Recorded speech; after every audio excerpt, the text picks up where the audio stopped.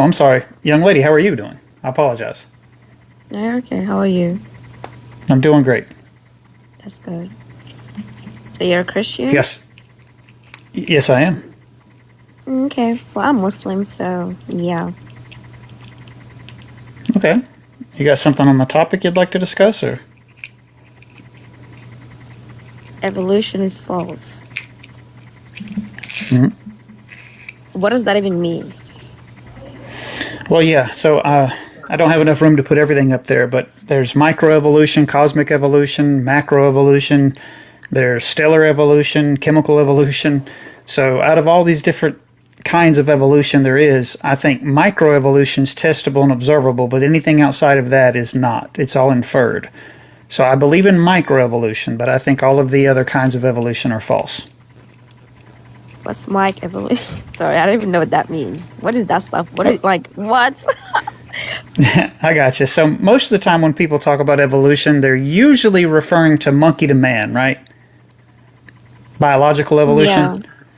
Well, within those evolutions, there's three different types of evolutions when you go into biological evolution. There's first of all, there's abiogenesis, which would be life coming from non-life.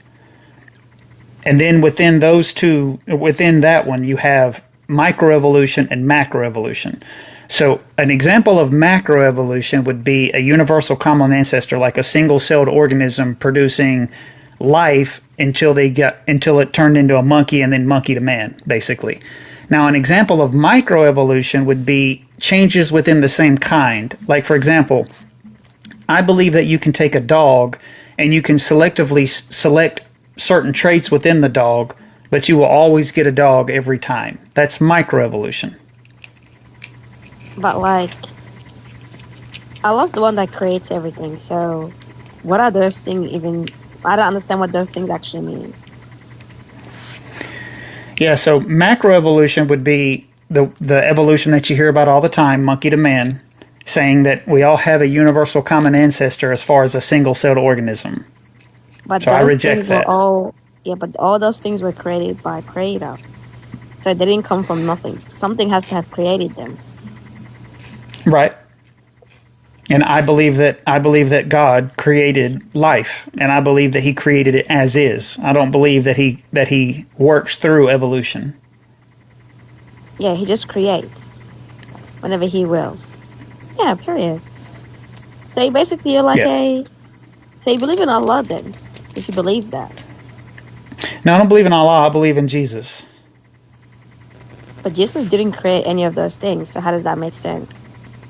Well, the Bible says that everything was created through Him. So I know you're going to So reject you're it as a so Muslim, but wait, the so you're Bible says telling that. me so you're telling me Jesus created me, Yep. Well, I mean, He created the molecules to create you, yeah, and gave you the living soul. So yeah. but Allah said I'm the one that gave you the soul, not Jesus.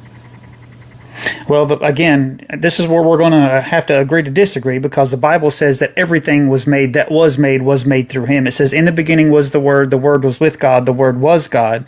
This is a Trinitarian viewpoint of obviously Jesus. So Jesus pre-existed and he was there. This is why in the earliest part of the Bible, it says literally that it says, let us make man in our image. So there's a plurality of creators there.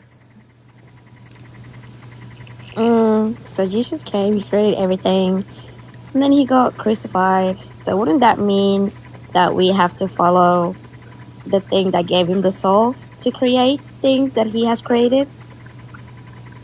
Well, it's not that hard to believe. You guys also believe that Jesus is a creator. We believe that he has been given the permission to perform miracles. And that's fine. He can be given permission, but he still has the ability. So if I give you permission to drive my car, you need the Yeah. keys, right? So Jesus already has the ability to create life because of his divine So if nature. you gave me the key and I go along and tell people, this person gave me this key and he's giving me all this access to do all those things, and then people start worshiping me instead of you, how are you gonna feel about that? Well, if I'm God, though, that's the distinction you're missing. So in Islam, you guys believe that Jesus took clay, made them into birds, and then created life out of them, right? Turned them into real birds.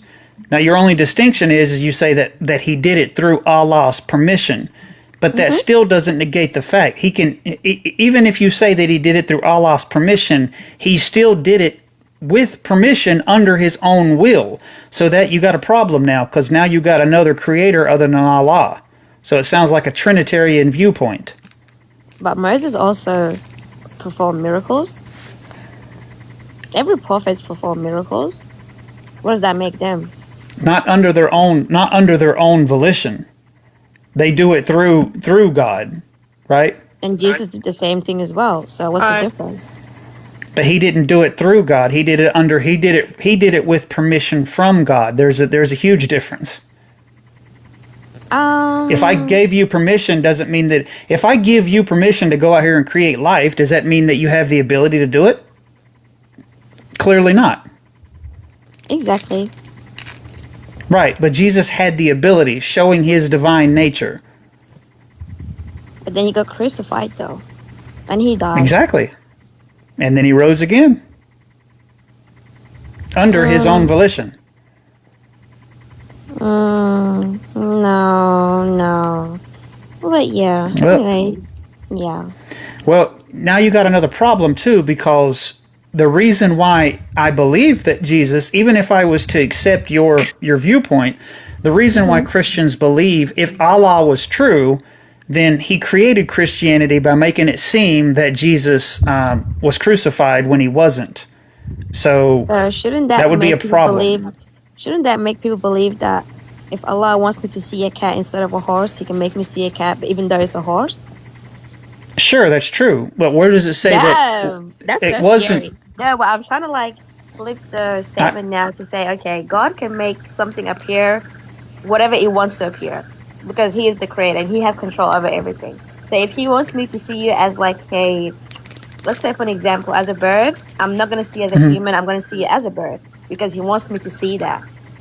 And he can make other people see everything however he wants them to see it because he is the one that has the power to do that.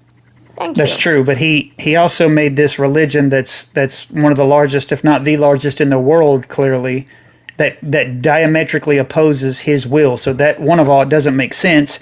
And two, we don't serve God just because he died. The death of Jesus is nothing special. People die every day, or I should use TikTok language, excuse me, unalive.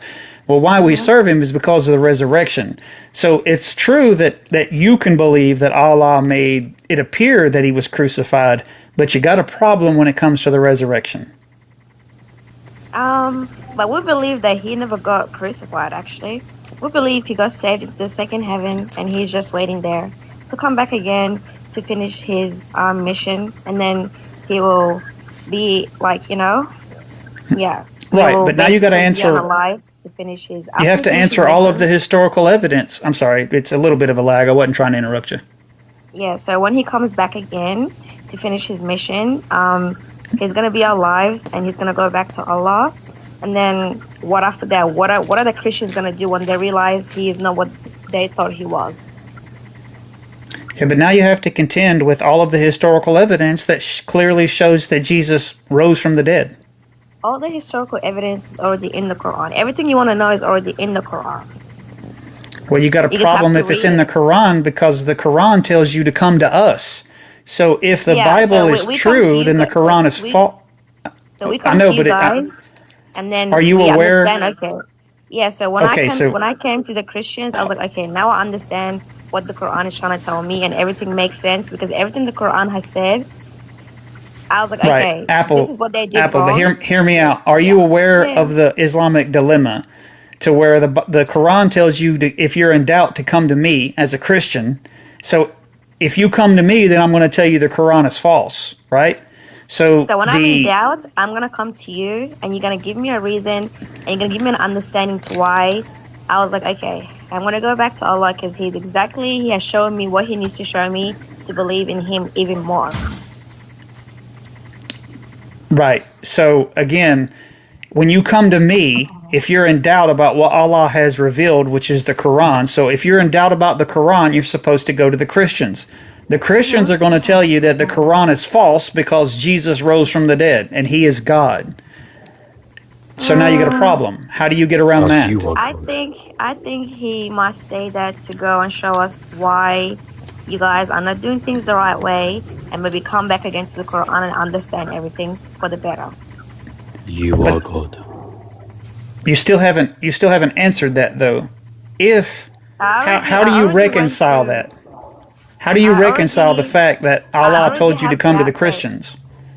Because that has already happened, and I already had doubts, and I was like, okay, you know what? I'm gonna give the Bible a chance, and I did, and I was like, okay, now I understand what it's trying to tell me, and I have gained all the knowledge. So, alhamdulillah, all praise to Allah.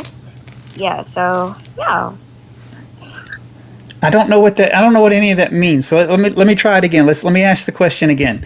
So if you're in doubt about what Allah has revealed, meaning the Quran, you're supposed to go to the people reading the book before, which is the Jews and the Christians. So if you're in doubt about the Quran, so the Quran says that Jesus wasn't crucified, he was only appeared to be crucified.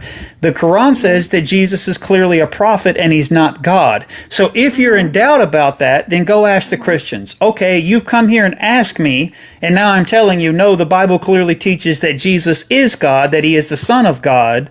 So your Quran is wrong. So how do you reconcile that Allah is sending you to me to tell you this? How do you reconcile that? He's sending me to you to see the bigger picture. Because you are the program. You are going to lead me exactly where I'm going to go, to where I want to be. You're going to teach me something that I don't know. And then I'm going to go back to the Quran, and then I'm going to understand what the Quran is trying to tell me exactly in context. How is me telling you that? How is me tell? That doesn't make any sense, because then you could only know if you knew. So there's no way you could ever know because you didn't know to begin with. So that wouldn't make sense. So if you're again, in something, I'm gonna send you to the people that you think are the truth. You're gonna go find out for yourself, and you're gonna come back to me again, and you're gonna be like, I understand. Okay, so how does Allah telling you if you're confused, go see the Christian, and me telling you that Allah is completely wrong? How in the world does that clear up your confusion? In a lot of ways. Give me one. Give me one way that if somebody told me, said, hey, if you're confused about mathematics, then go see this math teacher over there. And I went to the math teacher and I said, hey, I'm confused about this mathematics. And the mathematics starts, and hold on, let me follow the scenario. I go to the math teacher and I say, I'm confused about math, so they've sent me over here to get clarification from you. And they say, yes. So here's the clarification. The sky is blue and the grass is green and the trees are brown. How in the world does that clarify anything? Because it's totally off topic and has nothing to do with math, right? So how in the world did I get clarity from that? Wait, say it again. So you're in the math class and you got asked to go to another math class. If you're confused, let's start over. If you're confused about the Quran, what are you trying to say? Yeah. I don't. Okay, then if you understand it, then stillman it. Tell me what I'm trying to say. Stillman my argument. Your argument is, I'm trying to tell you, I've already been through all of this, and I was already in doubt. So should be pretty easy to answer then. I think certain things should not be said on live in front of people that don't understand what's going on. Don't you think? That's a cop out. No, it's not. Can I say something? Yes, it is. You can just. I got a rule up here. Yeah, but let me finish up with her, and then absolutely, you have to answer questions directly. That's my rules. Yeah, but I already know my position, so yeah. Okay, well then tell me your position. My position is I'm a Muslim and I submit to God. Yeah. Okay, Apple. Listen, I do appreciate it, but you got to follow my rules. Thank you. So next time, okay? Follow your rules. Thank you. Who do you think you are? You got to follow my rules. You have to answer questions directly. And you didn't answer questions directly. You just said, I understand my position. I'm in the world. Go ahead. You said you could answer it. I'm the word. I'm sorry. Yep, it does say that. I apologize. Yeah, I wanted to state what you just touched on with the lady. When you stated, if a teacher, what was your analogy again? So going back to if you're confused about the Quran tells you to go ask the Christians. So how does that bring clarity? If the Christians say that the Quran is wrong, how would that bring clarity?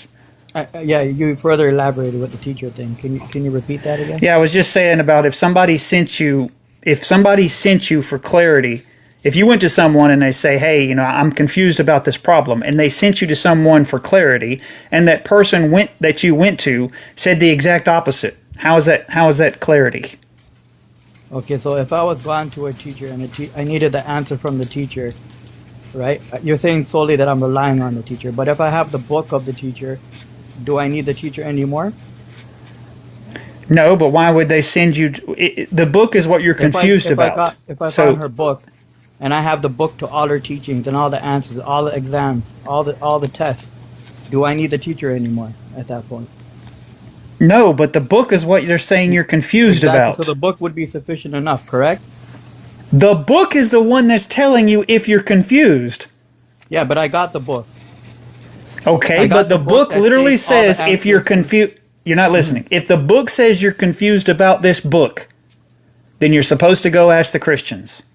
The book that I got has all the answers, and the book tells me. Then why would it say if you're confused about it? That doesn't make any sense. You wouldn't need to be confused. In the second chapter, why would you have to come ask me? In the second chapter of the Quran, it states that this book is for those who have no doubt. Muhammad ﷺ never throughout his lifetime or during revelation ever go to the Jews or Christians for any invocation related to anything. It doesn't matter if he doubted or not. The question is not if he doubted. I would grant you that he never doubted. I could grant you that argument for the sake of argument. It doesn't make any point on it to whether it's true or not. I could grant you that Muhammad never doubted. The problem that you have is if he did doubt, then he's supposed to go get clarity from the Christians. Why would Allah send him to someone that's going to tell them that clearly what they're saying is wrong? You're imposing the hypothetical of if. No, I'm not. That's what brother. I'm sorry. Go ahead. Finish your point. Yeah. You're imposing the hypothetical process of if over clear faith or a standing point that what they have received or revealed is sufficient enough for them, meaning it is unnecessary for you to go ahead for any of the things containing within this book that you would have to resort to the other books that have no similar tradition or correlation to our revelation and our teaching or our understanding of the Islamic standpoint. All right. So what you just did was you've claimed that I'd done something that the Quran did, not me. So I didn't put out this false standards of if. That's literally word for word what the Quran says. I didn't make it up. That's what it says. The Quran says that, not me, not William, not creation over here. I didn't make it up. The Quran says that. Mm-hmm. All right. So if it's a false standard, then the Quran's got the problem, not me. So the Quran is okay. But you're saying that the Quran will give doubt to somebody. So can you give an example of the Quran where a Muslim would have a It doesn't. doubt? I don't. Again, I don't have to. It doesn't matter if there's no doubt ever. Okay. It doesn't matter. That's not the dilemma. The dilemma is that if there's a doubt, you're supposed to go to the Christians. Okay, that's the dilemma you have. All right. So has a Muslim ever came to you and with the Quran and opened the Quran and say, "Hey, I don't understand this. Can you tell me what it says?" Has that ever happened to any Christian in their lifetime? Has it happened to any? I have no idea, brother. There's no way I can answer that.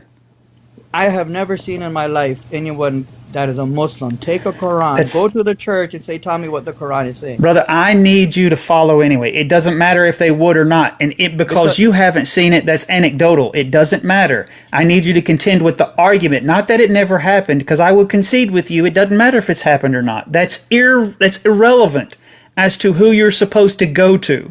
It doesn't matter if nobody did it. I'm not. Please stop telling me that I'm implying something that the Quran says clearly. Please don't do that again. No, the Quran. Because the Quran says if you're in doubt. If you are in doubt. However, resort to chapter. So hypothetically, hypothetically, if you're in doubt, who are you supposed to go to? Hypothetically, who are you supposed to go to? Assurance over the if. Okay, nope, not according to the Quran. I'm going with your hypothetical. You said it's a hypothetical. I'm going with your hypothetical. So hypothetically, you're right now, as a fact statement, you are not in doubt about the Quran. But hypothetically, you're in doubt about the Quran. Who are you supposed to go to according to the Quran? It's stating them, but there's no reason to. Because it already states in chapter 2 that this is a okay, but in the hypothetical, there would be a reason to, right? We're There in is- the but there- hypothetical. Don't. This is your hypothetical. Please don't leave it. So in the hypothetical, they're confused about the Quran. Who are they supposed to go to? It's stating that if you were to ever find doubt, which you won't though, however, then Okay. you would go to Brother, the Christian. I don't want to constantly like keep interrupting follow you. up I get on it. I don't. Hold on. Okay, Stop. follow Just up on let's the hold. verse No, stop after just what- for a second. what I don't it's want to saying. keep interrupting you, but I don't need you to repeat the same thing over and over Alright, again. I'm You're gonna just continue reading the verse. I'm gonna read the verse entirely. I'm gonna The mute next you up. verse. So either you're gonna be able to follow, or I'm gonna have to remove you. Okay. I know what your belief system is. You're not contending with the argument. You just keep repeating that nobody was in doubt. Please don't say that again, because I've gave you that like 50 million times now. So please don't repeat that. I am with you that nobody doubted. But we're in the hypothetical of if they doubted, they were supposed to go to the Christians. I need you to contend with that. Do not go down this other argument of nobody disagreed with it or nobody was confused, because I've already conceded that. So show me that you can follow this conversation and don't bring that back up. So now we're in the hypothetical, not that you actually are confused about it, but the hypothetical is you are confused. Who are you supposed to go to according to the Quran, and why? If I don't fall into the hypothetical, then there's no stance for me to go to the Christian. Get off my stage. Now you're getting. Get off. Yeah, you're like a robot. You're like a robot. You can't contend with the argument, and I know why you can't. You can't because your book is wrong. You can't contend with the argument because it's telling you to come to us, and you have no reason for that. So you just have to keep going back like a robot to this answer of saying that nobody ever doubted. And I've conceded that like 50 times. Very frustrating talking to you.